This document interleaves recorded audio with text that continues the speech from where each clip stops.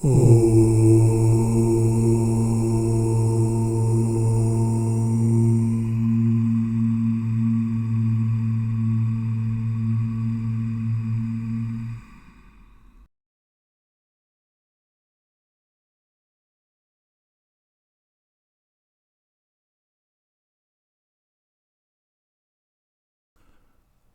start with a short meditation to center and to arrive mentally. Sit upright in a comfortable position and close your eyes. Keep your spine straight and your neck upright. Take a deep breath through the nose into your belly. Hold for a little while and breathe out through the open mouth. Put your attention on your breath.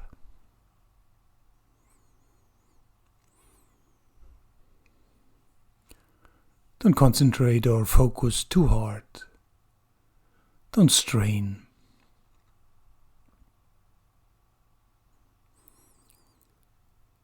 Just allow yourself to get calm and peaceful,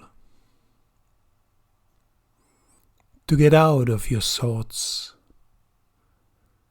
to arrive mentally in the here and now.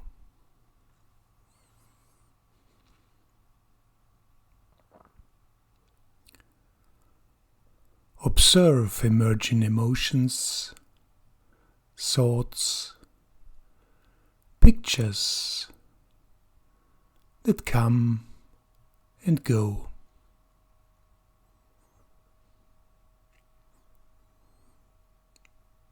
Don't try to suppress anything.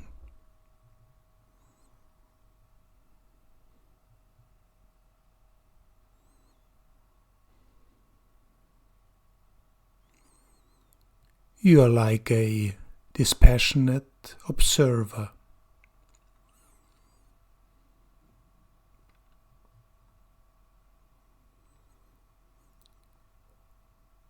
Just arrive in the here and now.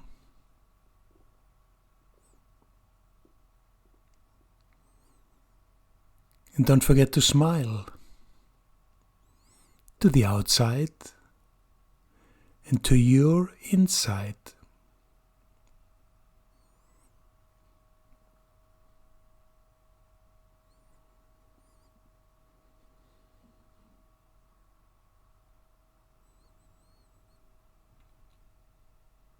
At the end, put your awareness back to your body and your environment. Open very slowly your eyes. Take your time. Brahmacharya, the fourth Yama in Patanjali's Yoga Sutras. Brahmacharya means godly conduct or conservation and transformation of life forces and conscious control and right use of vital forces. In Patanjali's Yoga Sutra 2.38 we can read, "When all thoughts and actions are fully conformed to one's aspiration to be self-realized, physical, mental, and spiritual strength is acquired." From the commentary of Roy Eugene Davis about Brahmacharya. Brahmacharya, the Sanskrit word used in the original text, is godly conduct that is recommended for one who aspires to self-realization. After the first three yamas, non-violence, truthfulness, and non-stealing, Patanjali's Yoga Sutras lead us to the fourth yama, Brahmacharya. The Sanskrit word can be translated as godly conduct or divine behavior. It is important to understand that the yamas, restraints, and niyamas, constructive actions, do not represent a sequential order or progressive stages of knowledge that must be learned, experienced, and realized one after the other, but rather as limbs that all exist simultaneously and must be carefully observed, cultivated, developed, and refined. From the commentary of Roy Eugene Davis: when mental powers and vital forces are conserved rather than wasted, gross energies are transmuted into fine essences that strengthen the body's immune system, refine the brain, enliven the nervous system, slow biologic aging processes, and greatly improve powers of perception, intelligence, will, and concentration. The effects of realizing and demonstrating the principles of Brahmacharya are described by Roy Eugene Davis as follows. When all thoughts and actions are fully conformed to one's aspiration to be self-realized, physical, mental, and spiritual strength is acquired. Physical, mental, and spiritual strength is for all of us an utterly desirable state we all long for, hope for, strive to achieve, and try to maintain, right?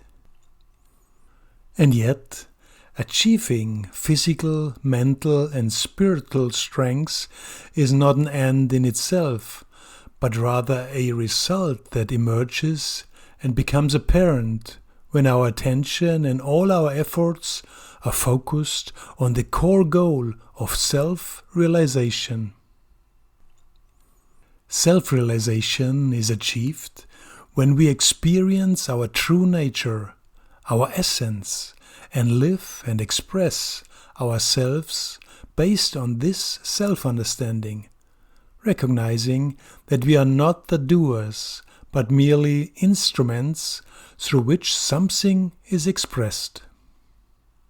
By withdrawing our attention from the external world and from a dualistic view of the phenomenal world with its delusions and illusions, and turning our awareness inward toward the self, we can dissolve our entanglements and identifications with our thoughts, emotions, and sensory perceptions. What am I? Is a central and core question on this path of self-discovery. Those who strive for self-realization should ask this question in a superconscious state of meditation and contemplate on it. That means wait for answers to reveal themselves. There is no reason to become concerned or impatient if this doesn't immediately lead to satisfactory results. It is important to remain attentive, open, and receptive, and insights and answers will come naturally in their own due course. Preserving mental energy and life force, having reserves, not wasting anything unnecessarily, and not constantly pushing oneself over the limits, but rather using resources and energy in a moderate, conscious, prudent, and controlled manner lead to the efficient achievement of goals. A successful spiritual path to self-realization requires physical cleanliness, mental purity, and a sattvic lifestyle, which promotes natural balance and healing. Detachment from illusory entanglements with the phenomenal world promotes positive transformation and behavioral adjustment. turning away from the external and aiming toward the highest reality fulfills our innate desire to awaken to wholeness. The principles of Brahmacharya, or divine conduct, are associated in some traditions with sexual abstinence, chastity, celibacy, and vows. This leaves a lot of room for highly controversial positions, doesn't it? It can be helpful to ask questions and to reflect on them. Can the sex drive, one of the strongest human instincts, be completely suppressed and controlled? And can a person with strong determination and willpower gain complete control over his instincts?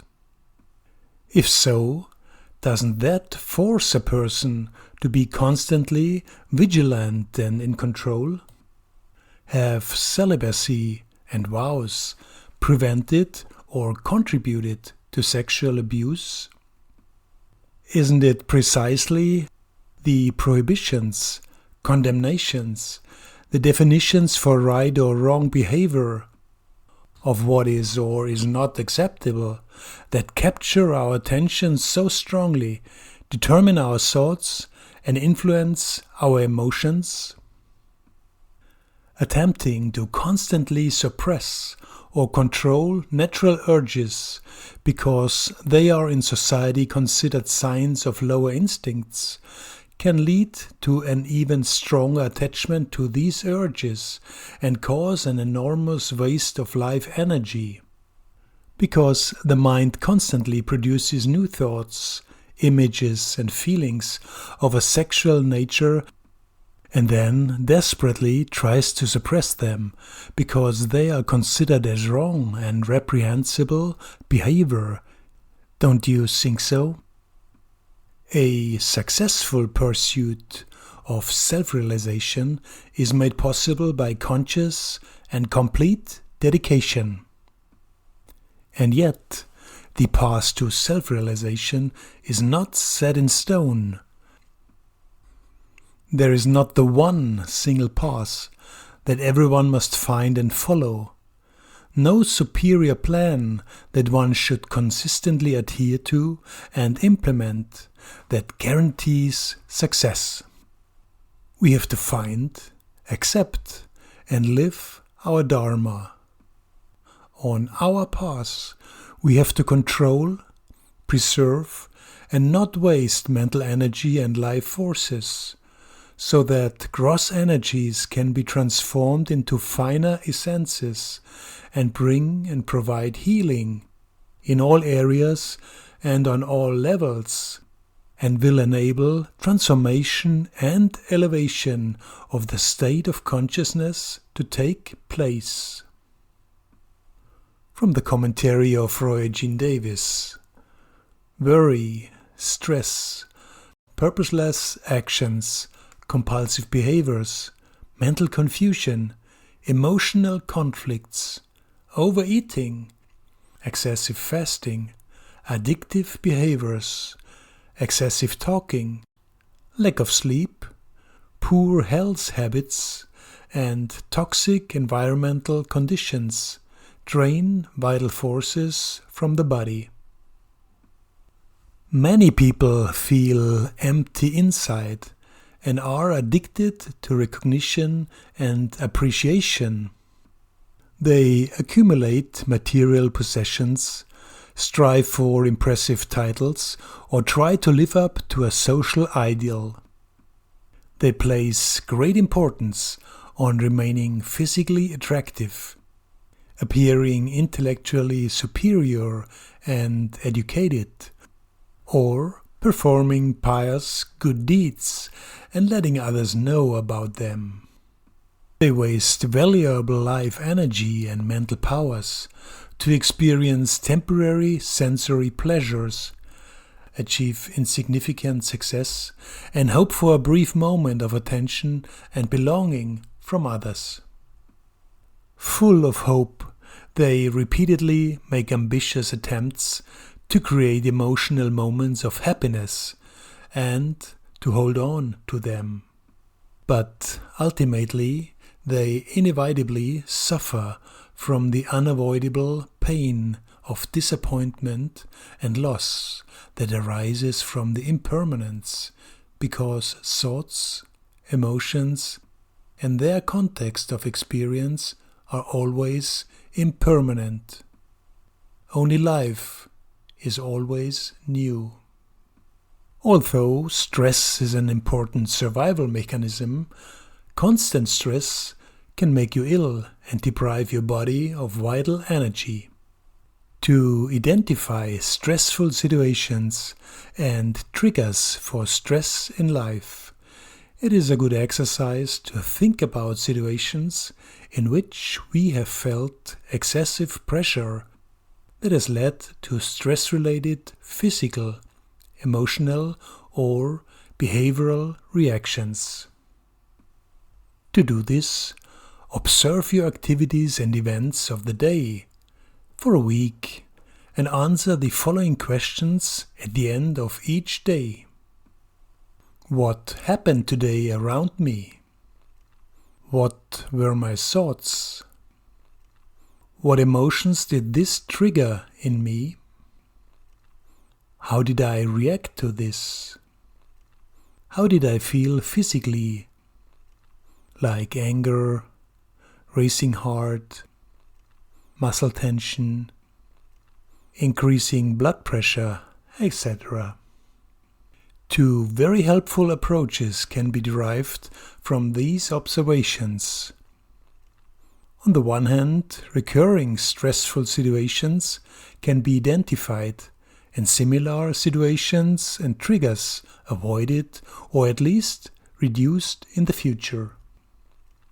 On the other hand, appropriate health measures can be taken to improve or establish fitness, nutrition, sleep, or efficient stress management.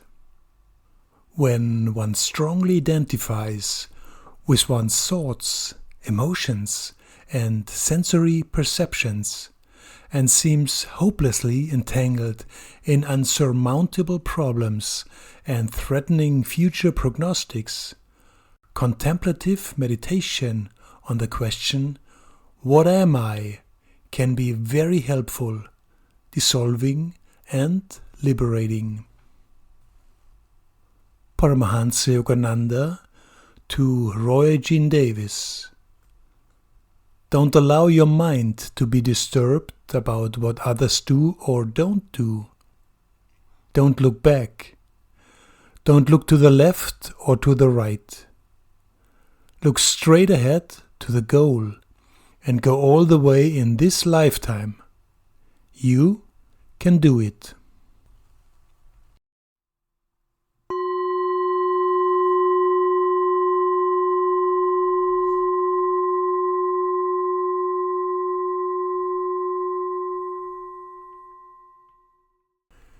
Use this technique of creative imagination to cultivate and realize the attitudes and behaviors of Brahmacharya.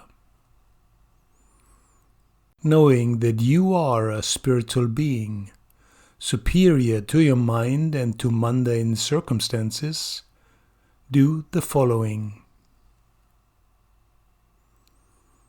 Meditate at the beginning, alone, in a quiet place. Sit upright on a chair, close your eyes and relax.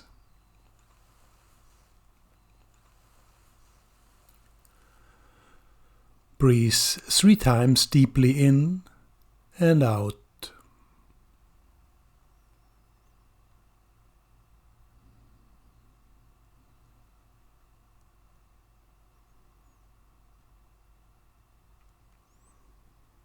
Concentrate on the area between the eyebrows and watch your breath.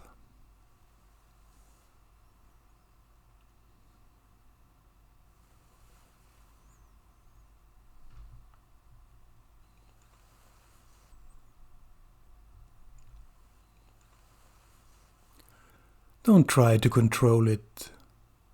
Just observe your breath.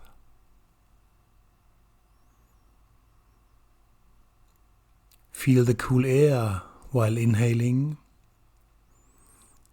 and the warm air when exhaling.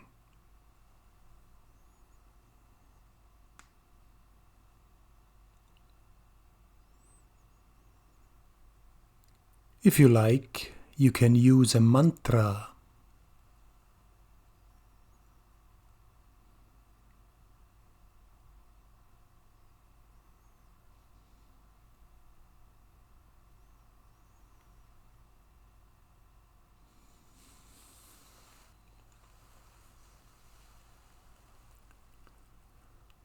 When your mind is calm and your awareness is clear, vividly imagine that you are Brahmacharya.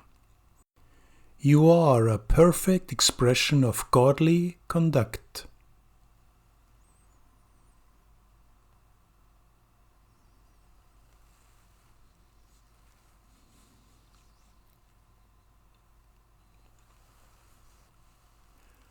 There is no need to use willpower.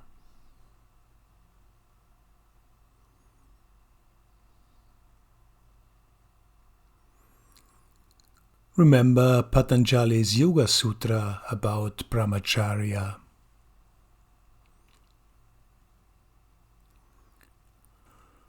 When all thoughts and actions are fully conformed to one's aspiration to be self-realized, physical, mental, and spiritual strength is acquired.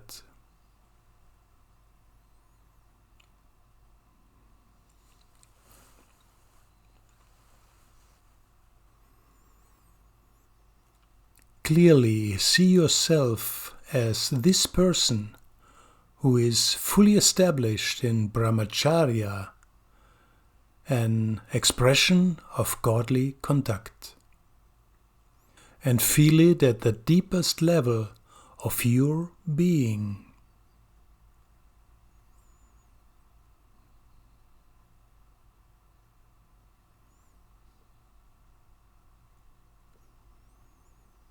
Imagine and feel how you as this person will think.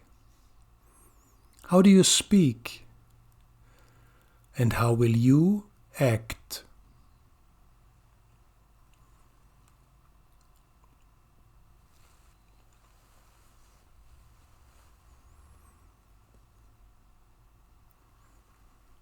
The feeling that you have should be of acceptance and gratitude, rather than an emotion.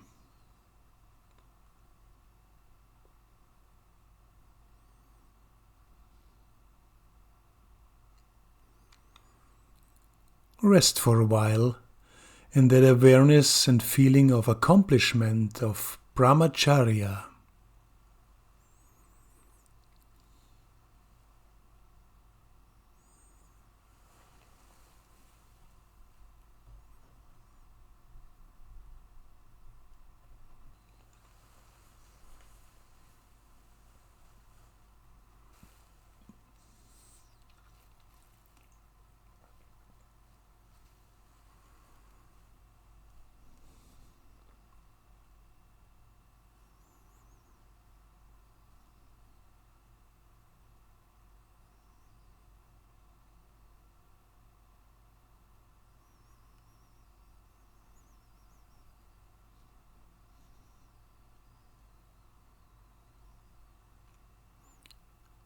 Now, bring your awareness back to your body and your circumstances.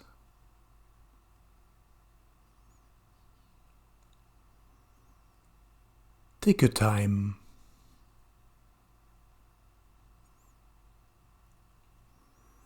And open your eyes very, very slowly.